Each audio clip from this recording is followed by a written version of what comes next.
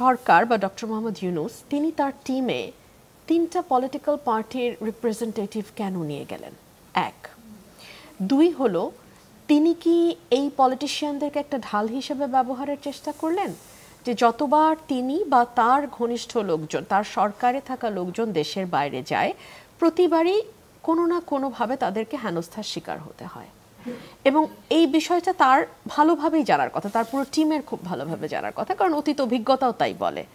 So ওনারা পলিটিশিয়ানদেরকে নিয়ে গেলেন ওনাদের একটা ঢাল হিসেবে, কিন্তু তাদের নিরাপত্তাটা ওনারা নিশ্চিত করলেন না।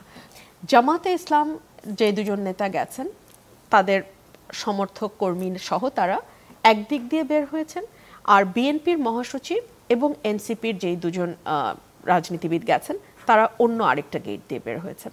তাহলে কি এই যে জামাতের কাছে এই নিউজটা আগেই ছিল? যদি থেকে থাকে সেই নিউজটা কোথা থেকে গেল? আর যদি সেই নিউজ থেকেই থাকে তাহলে সেটা বিএনপি এবং এনসিপির সঙ্গে শেয়ার কেন করা হলো না? কেন তাদেরকে ভিন্ন আরেকটা গেটে দিয়ে দেওয়া হলো?